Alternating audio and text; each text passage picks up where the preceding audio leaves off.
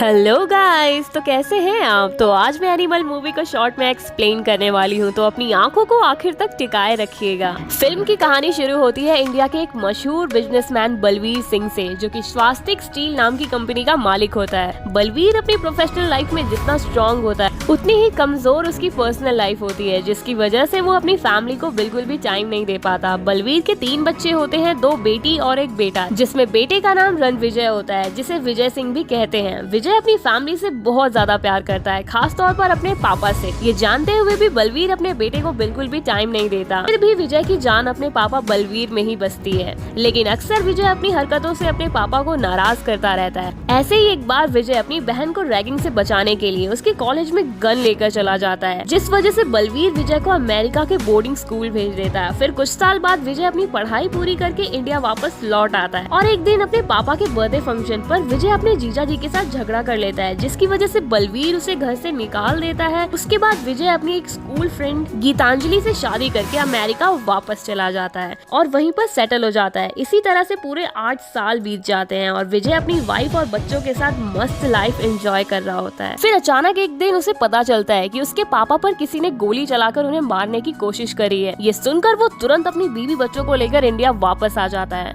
और घर पहुंचकर विजय अपने पापा से मिलता है, जहां फिलहाल उनकी हालत बेहतर होती है, पर अब तक उनके हमलावर का कुछ पता नहीं चला था, तो इसलिए खतरा अभी टला नहीं था। इस बात से विजय बहुत परेशान हो जाता है। वो किसी भी तरह अपने पापा के दुश्मन को ढूंढना चाह रहा होता है, लेकिन वहीं उसे अपने घर के सिक्योरिटी गार्ड्स पर भी भरोसा नहीं होता, इसलिए उसे अपने पापा की सिक्योरिटी के लिए बहुत ही भरोसेमंद लोगों की जरूरत होती है। तभी विजय अपने गाँव पंजाब जाता है और वो अपने बड़े दादा के सभी पोतों को लेकर अपने घर वापस आ जाता है। अब विजय और उसके सभी कजन बलवीर की सिक्योरिटी में लग जाते हैं और इसी बीच विजय अपने पापा बलवीर का बॉडी डबल भी तैयार कराता है, जिसके बारे में सिर्फ कुछ ही लोगों को बताया जाता है। और फिर विजय उस डुप्लीकेट को अपने पापा की जगह काम करने भेजता है, ताकि दुश्मन का पता चल लेता है, असली बलवीर सेफ रहे।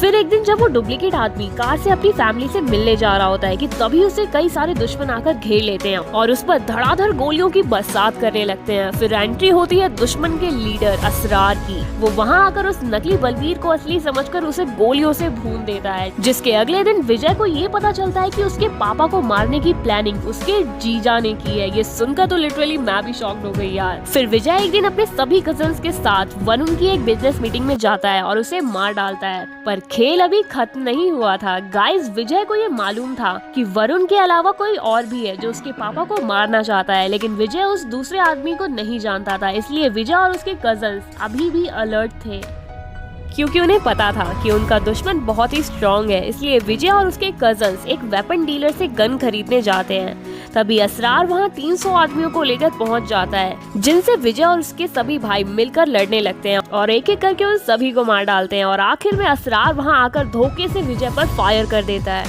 इसके बावजूद भी विजय असरार से लड़कर उसे मार ही डालता है, लेकिन उसके मरने से पहले विजय और उसके कजन्स को ये पता चल जाता है कि असरार का कोई भाई भी है, जो कि बलवीर सिंह की फैमिली को खत्म करना चाहता है। इसलिए जंग अभी खत्म नहीं हुई थी दोस्तों। वहीं विजय काफी बुरी तरह जख्मी हो जाता है, जिस वजह से वो कोमा में चला जाता है और उसे पूरे 2 हफ्ते बाद होश आता है और उसकी हालत अब भी काफी क्रिटिकल होती है। उसका हार्ट ऑलमोस्ट डैमेज हो चुका होता है, जो कभी भी फेल हो सकता है। सब लोग उसे आराम करने को कहते हैं, लेकिन अब भी विजय का ध्यान उस अनजान दुश्मन पर ही लगा होता है। इसके अलावा वो अपने लिए एक हार्ट डोनर भी ढूंढ रहा होता है, ताकि वो जिंदा रह सके। फिर एक दिन विजय को एक हार्ट डोनर मिल ही जाता है। फिर उसका हार्ट ट्रांसप्लांट किया जाता है, जिसके बाद विजय पूरी तरह से ठीक हो जाता है। और फिर एक दिन जोया नाम की लड़की उससे मिलने आती है और विजय से कहती है कि जो हार्ट तुम्हें लगाया गया है वो असल में मेरे मंगेतर का है। ये सुनकर विजय उस लड़की से दोस्ती कर लेता है। फिर धीरे धीरे उसका जोया के साथ अफेयर शुरू होता है और दोनों एक दूसरे से प्यार करने लगते हैं। फिर एक दिन अचानक विजय जोया से शादी की बात करता है। फिर जोया उसे बताती है कि उसने उससे झूठ कहा था कि वो हार्ट उसके मंगेतर का था और वो यहाँ अबरार के कहने पर आई है, जो कि असरार का बड़ा भाई है। अबरार और असरार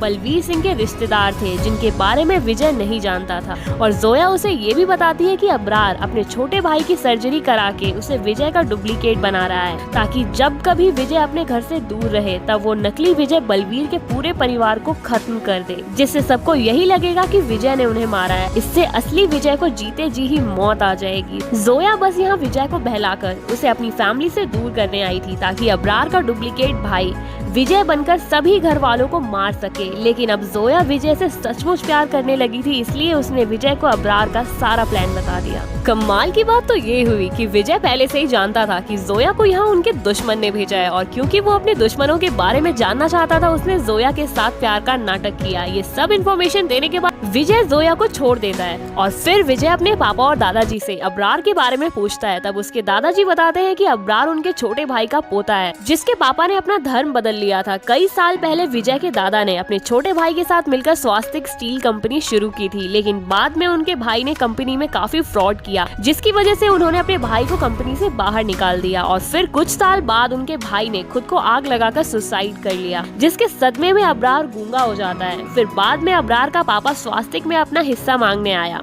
लेकिन बलवीर ने उसे कुछ नहीं दिया। तभी से अबरार और उसके भाइयों ने बलवीर को मारकर स्वास्तिक स्टील को हड़पने का मन बना लिया था। ये सब बताने के बाद दादाजी बोलते हैं कि अबरार को माफ कर दो ताकि ये जंग यहीं पर खत्म हो जाए, लेकिन विजय उसे माफ करने की बजाय उसे मारने की कसम खाता है। फिर वो अपने सभी कजन्स के साथ स्कॉटलैंड चला जाता है, जहाँ अबरार रहता था। वहाँ ये सब गार्ड्स को मारकर उसके घर में घुस जाते हैं। इतने में ही अबरार अपने छोटे भाई के साथ भाग जाता है, और इधर विजय अबरार की बीवियों को धमकाकर पूछ लेता है कि वो कहाँ गया है। फिर वो सभी एयरपोर्ट जाकर अबरार के प्लेन को घेर लेते हैं, और फिर अबरार और विजय में मारपीट शुरू होती है, और विजय अपने कजन्स को बीच में आने से मना करता है। जिसके बाद विजय और अबरार की काफी देर तक काफी खतरनाक मारपीट चलती है, जिसमें अबरार जीतने लगता है, लेकिन आखिर में विजय उस पर भारी पड़ जाता है। और तब विजय अबरार से कहता है अगर वो उसकी फैमिली का पीछा छोड़ दे तो वो उसकी जान बख्श देगा, लेकिन अबरार नहीं मानता, इसलिए विजय उसे वहीं मार देता है और उसके भाई आबिद को छोड़ देता है। फिर विजय और उसके कजन्स इंडिया वापस लौट आते हैं। विजय को लगता है कि इन सब से उसके पापा बहुत खुश हो जाएंगे, लेकिन उसके पापा उससे बहुत ज्यादा नाराज हो जाते हैं, जिस वजह से दोनों बाप बेटे में काफी देर तक बहस होती है। पर आखिर में बलवीर को एहसास होता है कि उसने एक अच्छे बाप होने का फर्ज नहीं निभाया, इसलिए वो विजय से माफी मांगता है, जिसके बाद दोनों काफी इमोशनल हो जाते हैं। इन सब के बीच हमें ये पता चलता है कि बलवीर को लास्ट स्टेज कैंसर है, उसके पास काफी कम टाइम बचा है, इसलिए विजय को बहुत अफसोस होता है कि वो अपने पापा के साथ ज्यादा टाइम नहीं बिता पाएगा। अब बात करते हैं मूवी की पोस्ट क्रेडिट सीन की, जिसमें हमें दिखता है कि अबरार का सबसे छोटा भाई अजीज, जो कि एक प्रोफेशनल बुचर होगा, उसने खुद की सर्जरी करवाकर खुद को विजय का डुप्लीकेट बना लिया है, और अब वो अपने भाई अदीब के साथ मिलकर विजय की फैमिली से बदला लेगा। वहीं जोया भी अब इन्हीं की पार्टी में शामिल हो चुकी है, और अजीज विजय के दोनों भाइयों को किडनैप कर उन्हें मार देता है। इसके आगे की कहानी हमें अगले पार्ट एनिमल 2 में दिखाई जाएगी। सो गाइज, आपको ये वीडियो कैसी लगी मुझे लाइक और कमेंट्स करके जरूर बताएं, और अगर पहली बार इस चैनल पर आए हैं तो सब्सक्राइब कीजिएगा, क्योंकि इसके बाद एक और बेहतरीन मूवी आपके लिए लाने वाली हूँ। तो चलिए मिलते हैं अगली वीडियो में।